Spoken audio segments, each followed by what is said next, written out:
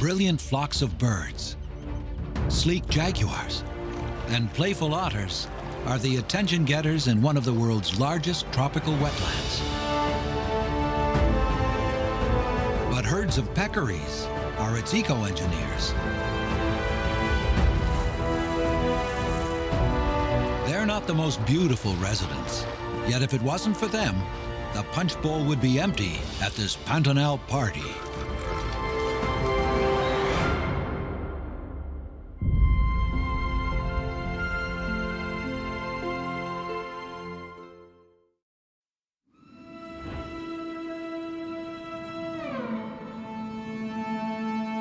The Pantanal.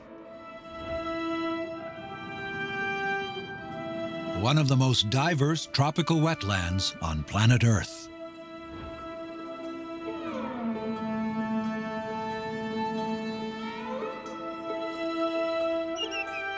Rare and exotic birds.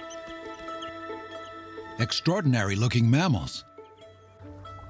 And some that look a little more familiar. Although they look like pigs or boars, they're not. They're white-lipped peccaries.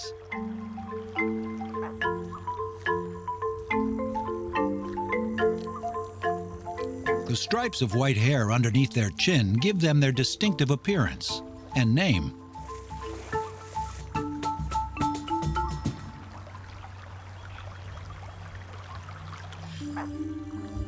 They're a favorite meal for the jaguar.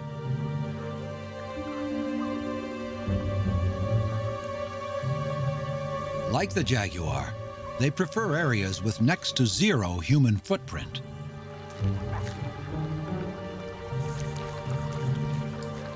So where there are peccaries, there's a good chance you'll spot jaguars too. Peccaries eat so much and travel so far, scientists study them to take the pulse of the Pantanal's overall health.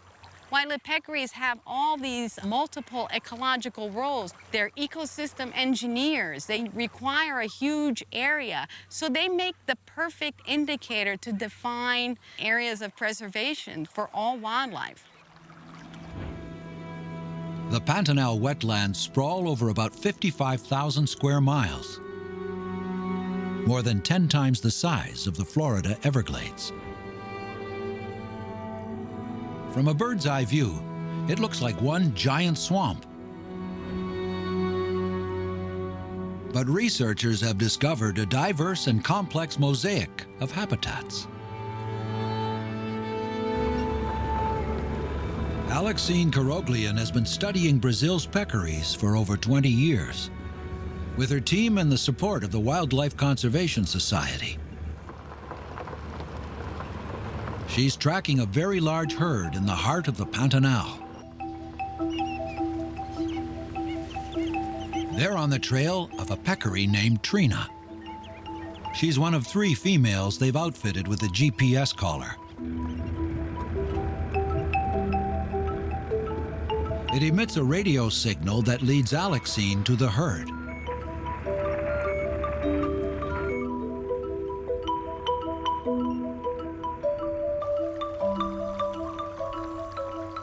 Trina's herd is made up of 70 individuals.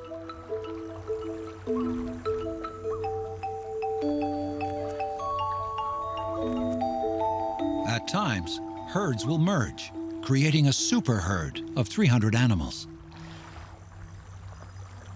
One huge family, 4 generations, from babies to great-grandparents. I call them the hippies of the Pantanal because it's just so awesome how they're all related. It's like one happy Greek family, or Italian, or even Armenian for that case. But that is very unusual, that social tightness that exists in a herd. You know, they just love each other, and they're always together, always watching out for each other. You know, the babies are complaining. So, you know, you just look at them like, yeah, you know, what a great family.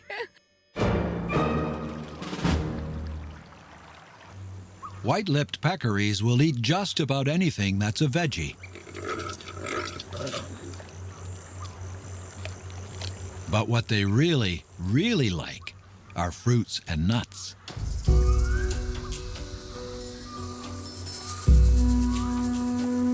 They're a breeze to chew, and they provide lots of calories for a minimal amount of work.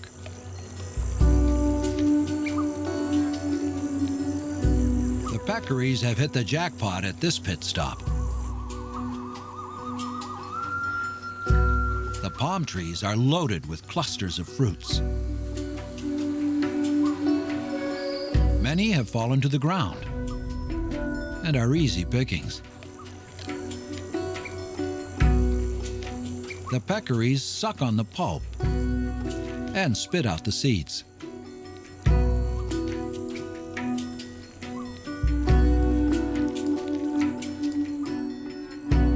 They churn up the soil, bury the seeds, and create the perfect conditions for new plants to grow.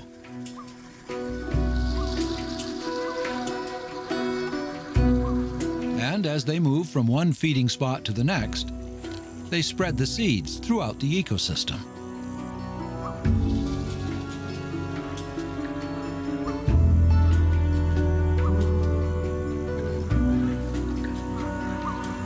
They're always moving. They're quite active. I mean, you have to think there are 75, 80 individuals that need to be fed. They weigh about 30 to 40 kilos, and they need to look for fruits that fall in abundance, like mass fruiting species. So they go after these fruits. In order to achieve a diet for 75 individuals, you need to get a lot of that. That's why the peccaries are useful for assessing the health of the Pantanal. They need to eat so much food that their home ranges are as large as 30 square miles.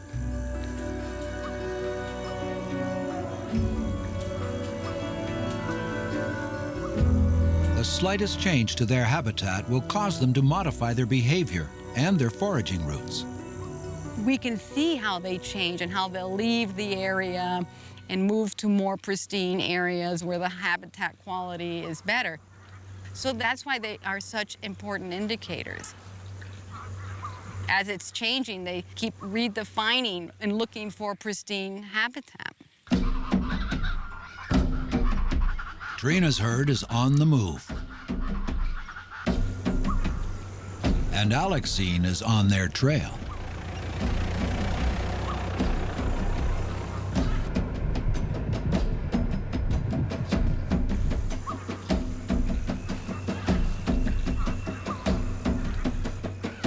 Male and female peccaries are the same size and even look the same at a distance.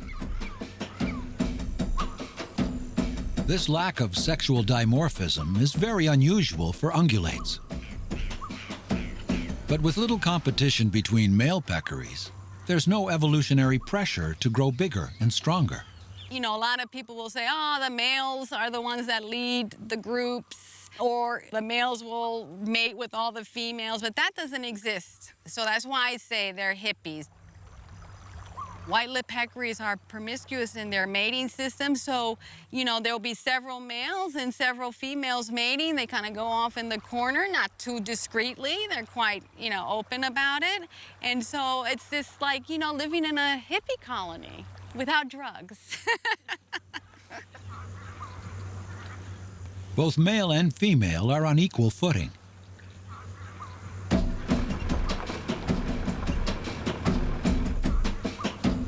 But it's the elders who know the routes to the good fruit patches. They pass this crucial knowledge on to the young as they lead the way along the trails. The herd makes a beeline for the trees. It's a shortcut.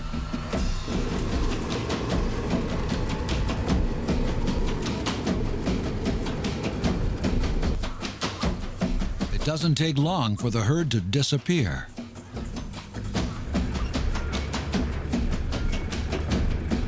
The signal from Trina's GPS collar is coming in loud and clear.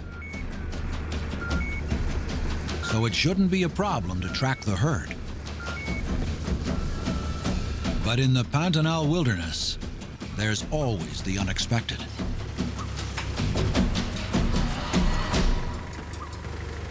It looks like it'll be a while before Alexine and her team will get around this.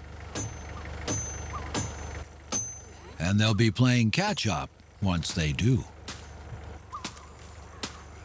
Because in these parts, nature rules. Ask Fernando Marin. He's lived here for 25 years. And he knows that Mother Nature always has her way. Aqui quando chove, isso aqui alaga tudo. Na época da chuvarada, em fevereiro, março, alaga tudo, é época da chuvarada. Aí não entra nada, aí é só de avião. Mantimento, gasolina, óleo diesel, remédio, ração para o gado, sal, só de avião. Porque é muita chuva. It's late September, so there are still dry roads, albeit bumpy ones, to drive on. The rainy season and the relief it brings is still a couple of months away. Now it's the harsh sun and high temperatures that all the inhabitants of this region have to contend with. Pantanal faz muito sol. Faz tanto sol que chega a secar as baías. Os gados mais sofrem com vinho, como os porcos, as antas, tamanduá. These drastic seasonal changes create the productive habitat that make this place a hotspot for biodiversity.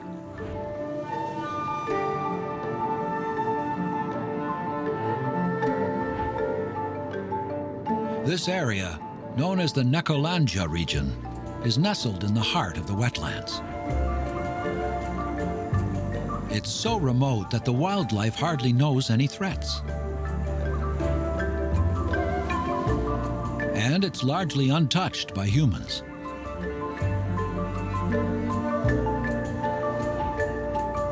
Tens of thousands of lakes and large patches of wooded savanna called cerrado dot the landscape.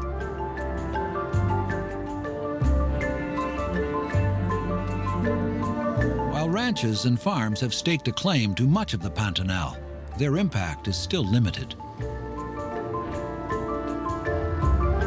Essa ali na Mara Maravilha, uma das partes mais bonitas da fazenda.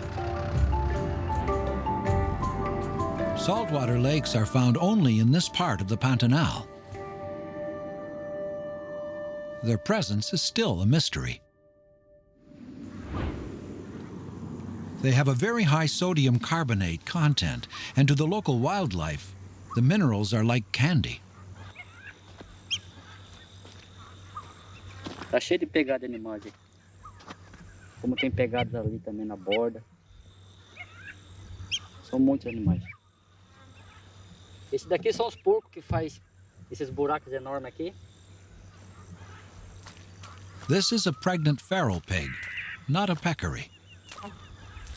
They first invaded the Pantanal over 200 years ago. They're domestic pigs gone wild.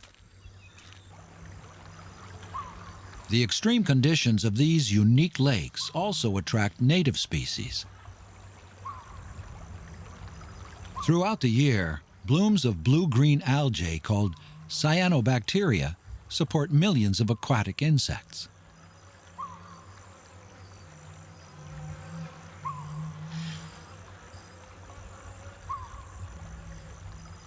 Hordes of brine flies congregate on the floating algae mats to feed.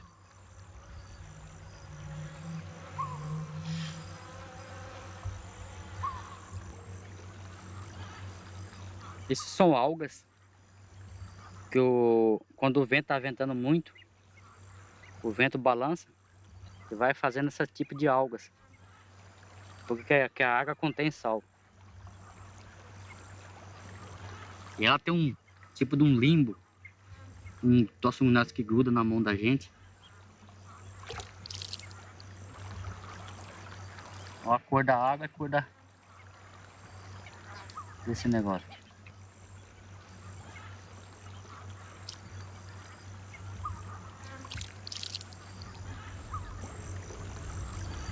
Birds are also very fond of the saltwater lakes. They're here for the insects, like water boatmen and water scavenger beetles. Se vocês olharem bem assim, ó, parece que tá chovendo, mas não. São larvas que estão ali em cima.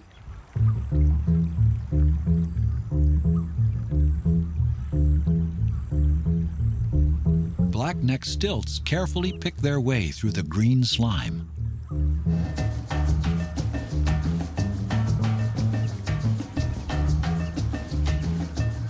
These greater yellowlegs are seasonal migrants from Canada and the United States. Their sensitive bills allow them to find tiny insects and larvae buried in the mud and sand.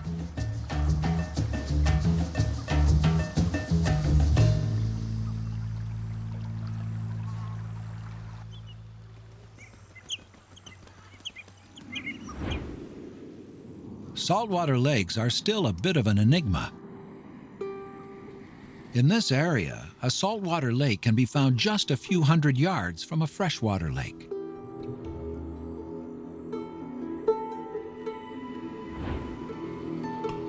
And this still puzzles scientists. It was once thought that these salty lakes were remnants of an ancient salt pan, created over 2 million years ago. However, recent studies show that the freshwater and the saltwater lakes come from the same water table.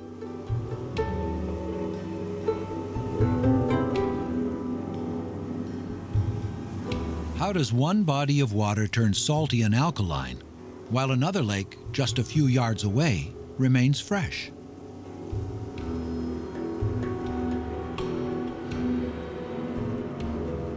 Scientists discovered that there's an impermeable soil layer around the salt lakes that isolates them from the freshwater. This results in long periods of evaporation and concentrates the dissolved salts in the water, which, after decades, creates the salty alkaline conditions typical of these unique lakes.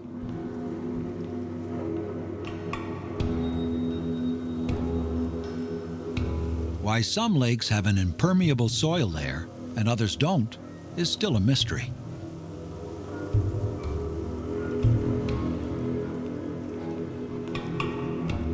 One fact remains.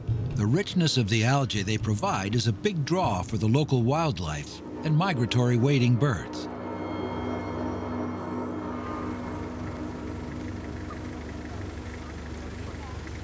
Deep in the adjacent forest, Alexine and her team are still battling a roadblock.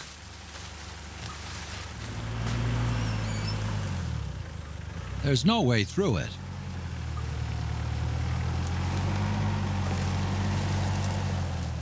So they're going around it.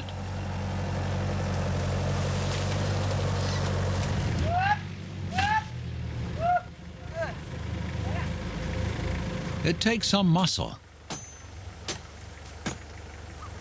But they managed to clear a path through the forest.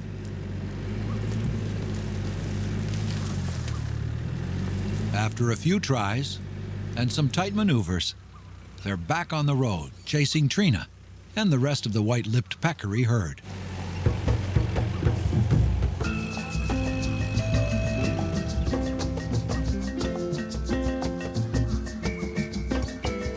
Trina is way up ahead. Peccaries travel up to 6 miles a day to find good foraging sites. And Trina's herd has just found its next pit stop. A place where fruit trees flourish and palm trees are abundant. There are many species of palm trees in the Pantanal. The 3 most common species spell ABC. A is for the akuri palm, which produces fruits that grow in large bunches. They're a favorite of the hyacinth macaws. If they're not plucked off the bunch, they'll ripen and fall to the ground. A treat for the peccaries. B is for the bocayuva palm.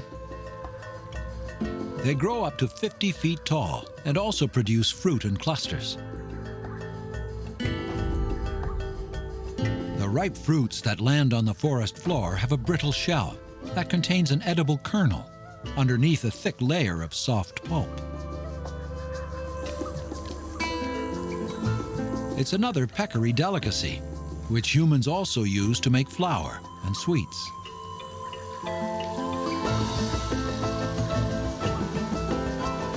C is for the caranda palm. They also produce edible fruits and seeds. And they're well adapted to cope with the extreme droughts and floods that besiege the Pantanal every year. Peccaries are constantly on the move in search of their next meal. For now, it's time to fuel up before the next calorie-burning trek. Every adult member of the herd keeps an eye out, especially for jaguars.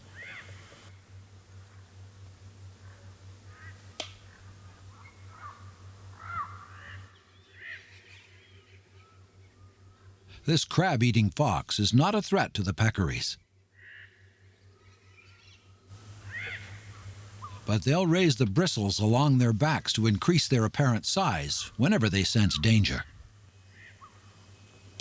They'll also alert the rest of the group by clacking their teeth.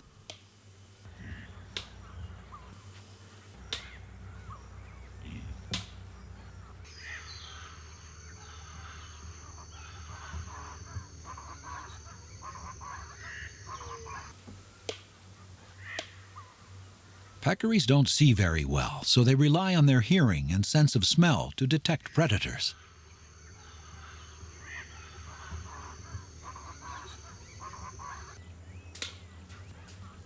They'll charge if they feel threatened, but their best defense is to scatter into the trees. They don't have to bother this time. The fox is just passing by, looking for his mate.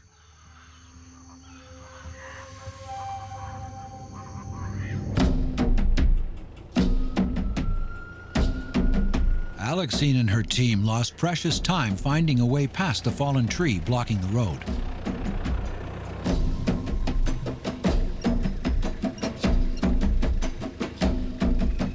Now they're back on Trina's trail and they're trying to lock in on her GPS signal. So far, just noise.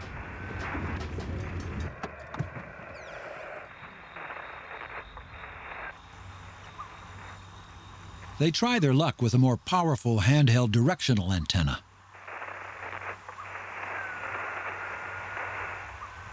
Their study area is a typical Pantanal cattle ranch, over 22,000 acres. Finding a radio signal in such a vast territory takes a lot of patience and resolve.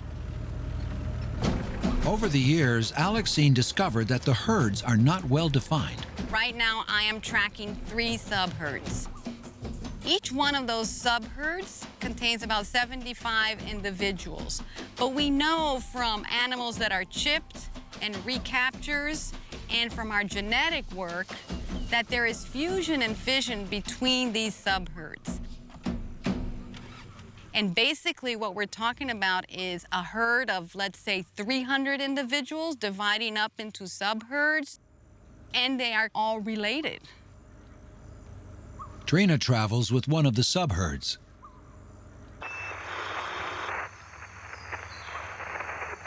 They can't find her. But then, another signal breaks through. It's Nanda, She and Canella are also wearing GPS collars. The white-lipped peccary here is Nanda. Probably resting because it's so hot. It would be impossible to find foraging spots large enough to accommodate the voracious appetite of all 300 peccaries. That's why this extended and sizable family divides into smaller groups. I'm gonna check to see if Trina is with her. She's another number. She is 620. The signal for each subherd has its own frequency. She is not here. She's probably in another area. Alexine keeps tabs on all three. White-lipped peccary Canella, 600. She's not here either. Only Nanda is here. So they're definitely three distinct subherds.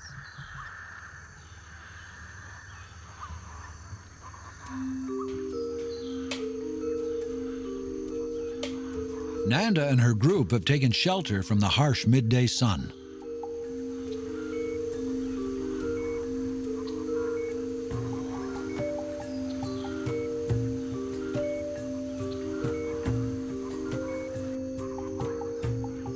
But even in the shade of the forest, they struggle to cool off.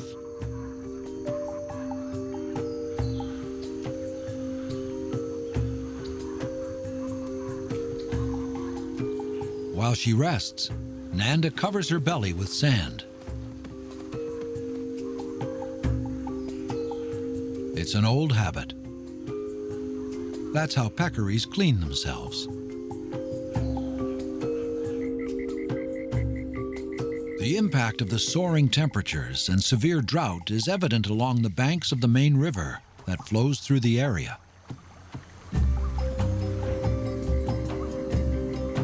The Rio Negro, the Black River.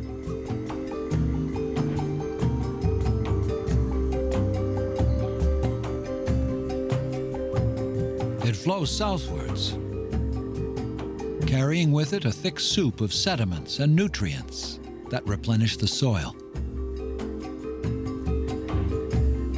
It hasn't rained here for about 5 months. And as temperatures reach 105 degrees Fahrenheit soon after sunrise, the river is drying up.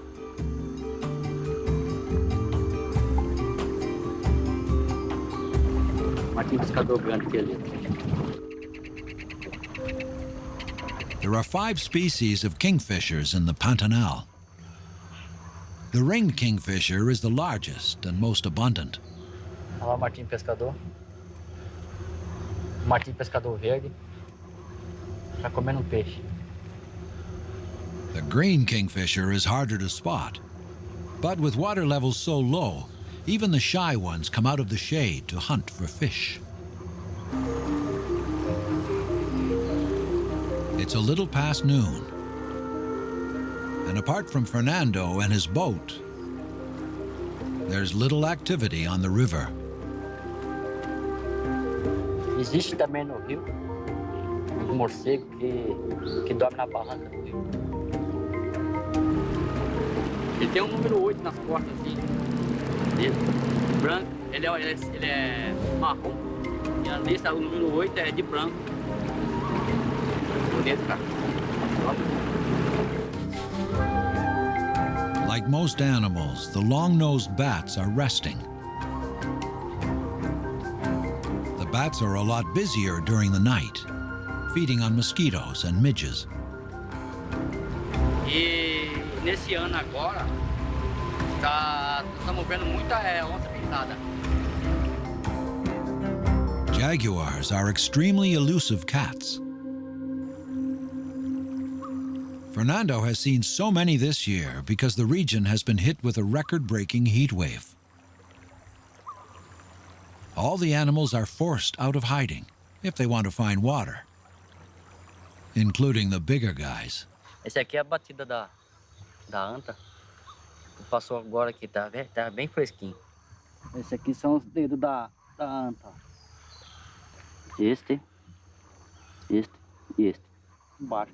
Isso aqui são os dedos pequenos dela que tá na frente. O pé de trás tá por cima do outro. E aqui tu faz outro pezinho. Ah, outra unha dela. São 3 pés.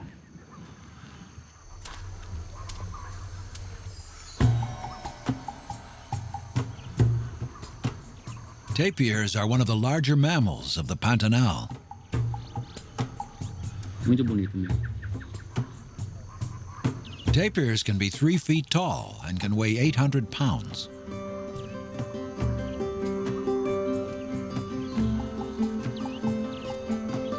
They're odd-toed ungulates.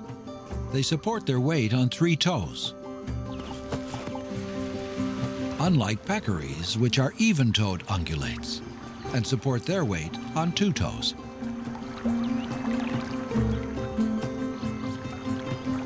They like fruits, but often prefer to browse leaves.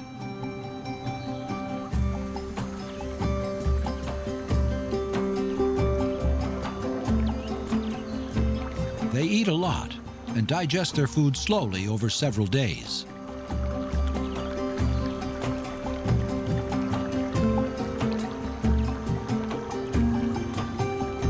Unlike peccaries, tapirs are loners and only look for company when it's time to mate.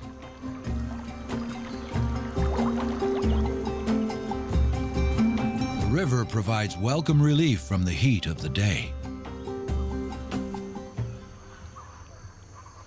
But for some, the dry season has its perks. For the elegant black skimmers, there's new nesting real estate. Sandbars exposed by the receding river that are the perfect spot to raise a family.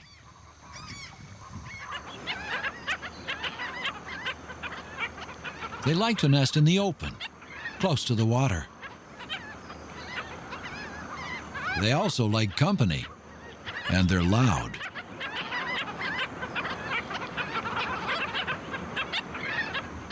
The chicks in this family are about 20 days old. They're already as big as the adults, but their pale plumage has yet to take on the classic black skimmer tuxedo look.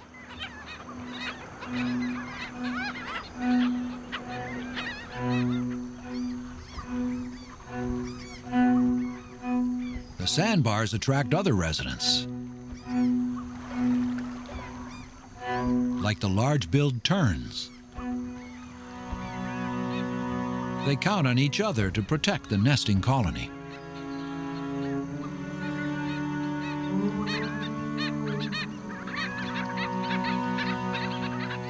The young black skimmers won't be able to fly for another 2 to 3 weeks, and they still don't have the necessary skills to fend for themselves.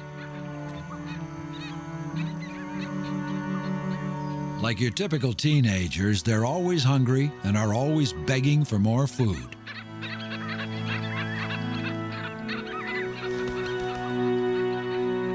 So the parents are off, gone fishing.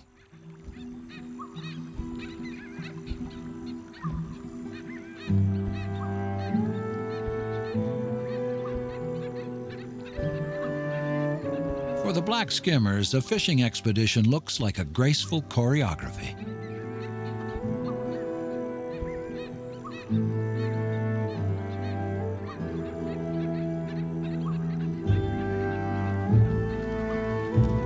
Skimmers usually feed in large flocks.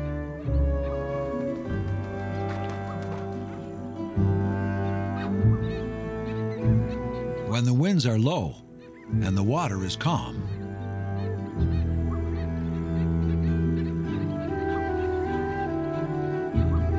they fly over it, skimming the surface with their huge lower bill.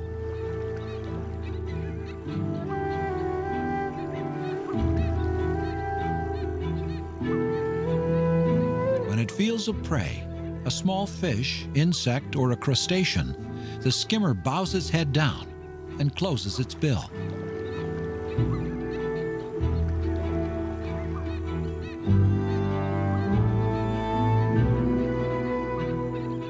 They can swallow their catch while flying. And then, if their chick is lucky, they'll regurgitate it. But not this time.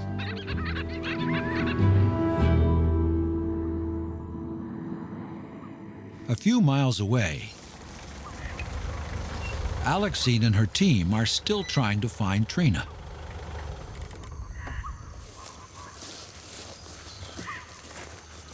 They make a short detour to check some camera traps.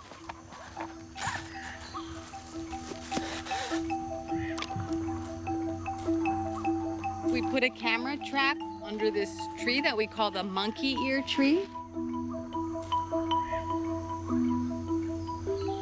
You can see it looks like a monkey ear. It's a delicious fruit and it falls very quickly.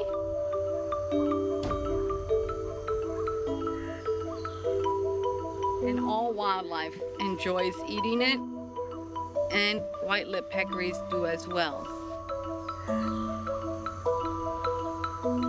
These monkey ear trees are at the end of their fruiting cycle.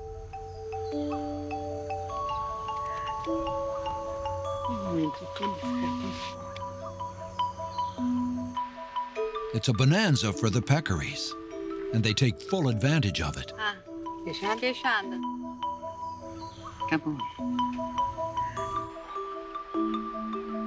They were visiting it every day for at least a week, and they're still coming to eat it.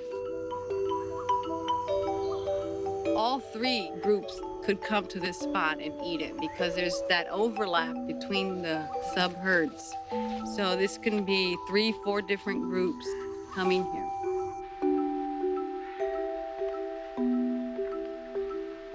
The images captured by the camera give Alexine a few precious insights into the herd's behavior. They can't specifically identify the animals or which sub-herd they belong to, but they can establish the group's feeding patterns, when and what they prefer to eat, and how often. Ela é muito exibida.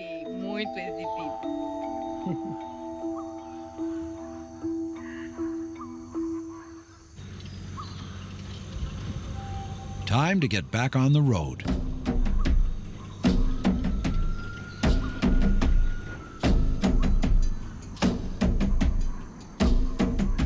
They decide to head towards the Rio Negro. It's the closest body of water. And it's a pretty sure bet that's where most animals are in this heat. The birds are already here.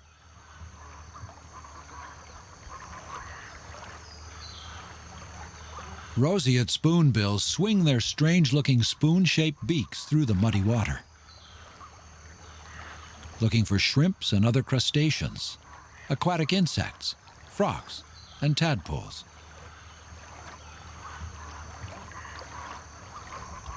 Their specialized bills have sensitive nerve endings that help them feel their prey when they brush against it. Their pink color comes from some of the crustaceans they eat, which themselves feed on pink algae. While they look almost entirely pink, the adults have no feathers on their bald, pale green heads.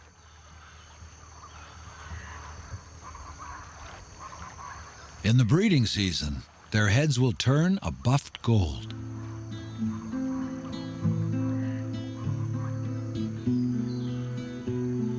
Another waiter. The whistling heron's fishing technique is a lot more focused.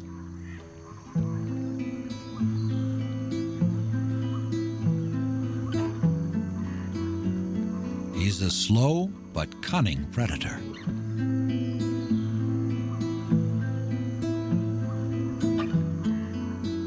This heron isn't after insects or crustaceans. He's looking for something meatier.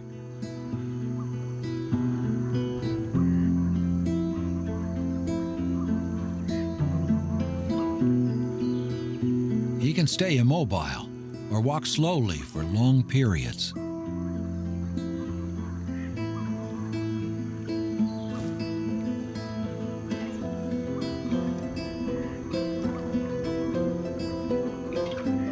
frog doesn't go down without a struggle. It's a tasty meal for the heron, who's taking its time and even drinking a little water to help the frog slide down smoothly.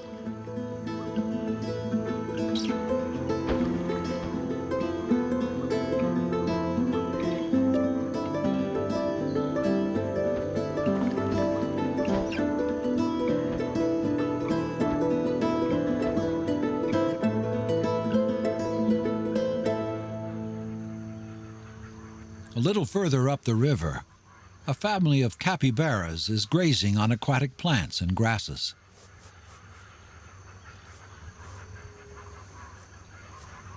They're the world's largest rodents and could normally do this all day long.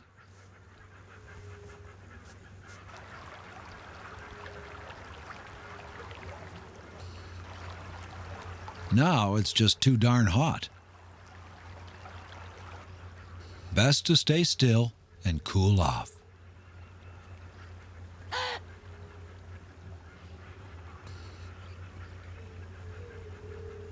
They look well suited to land, but capybaras are also excellent swimmers. Their ears, eyes, and nostrils are on the top of their heads, leaving most of their bodies underwater.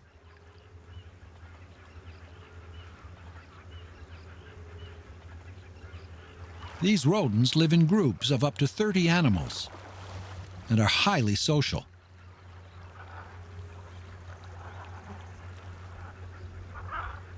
They are led by a dominant male.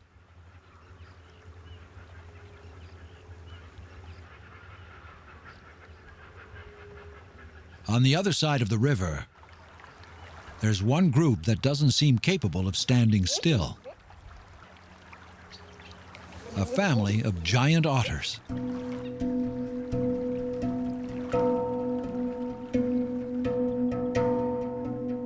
The adults are almost 6 feet long. Parents and their offspring from previous years live together.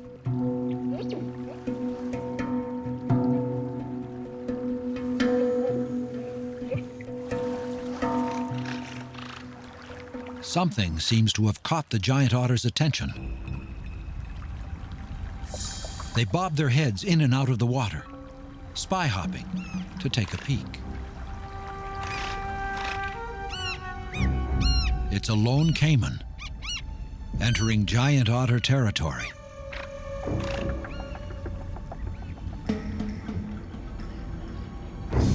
The subordinate male capybaras have also spotted the intruder and give a warning call.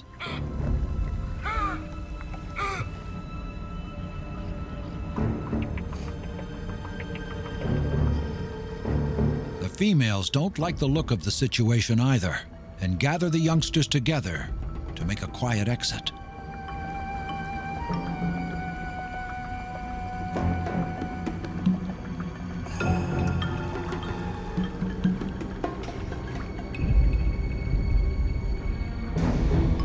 While the large dominant male protects the rear.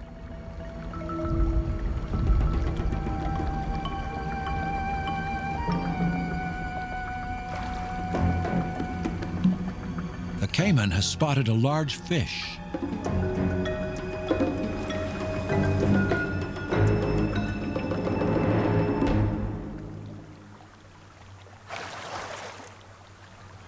He nabs it and quickly leaves. The giant otter can only take a quick nip and vocalize her discontent.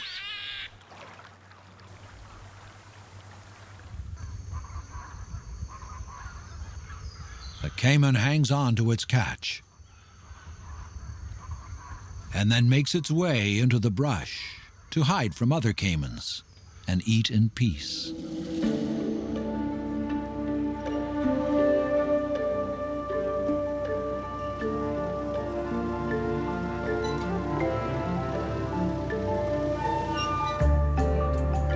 Alexine and her team have finally found Trina. She's the one on the right with the collar.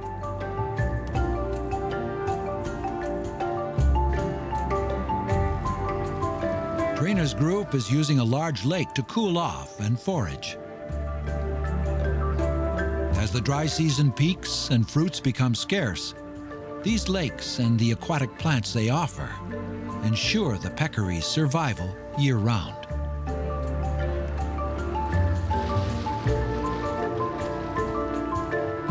And that's why this region is so special and so important to preserve. We're studying this species, and I can say, oh, I love white-lipped peccaries. They do all these wonderful things, but that's not the case. I love all wildlife. I want to see them all well, because like jaguars depend on peccaries. And we know cases where the white-lipped peccaries were hunted until they became locally extinct, and the jaguars will disappear. And that's why white-lipped peccary research is so important. When Alexine tracks peccary herds, she's not only gathering information about their behavior, she's also learning about what it takes to keep a population of 300 mammals healthy and thriving. If she can do that, she'll help preserve all the wildlife in the Pantanal. And with this data, we can define ecological corridors throughout the Pantanal. Because if the future is more deforestation, we want to be ready for that. We want to be able to propose, look at, these are important ecological corridors. You know, we have to tell the landowners, this needs to stay and be maintained. So white-lipped peccaries will help me define these corridors to maintain healthy populations of wildlife. They aren't cute or cuddly. They're messy, and they stink. Yet the white-lipped peccaries are the unlikely and unsung conservation heroes of the Pantanal.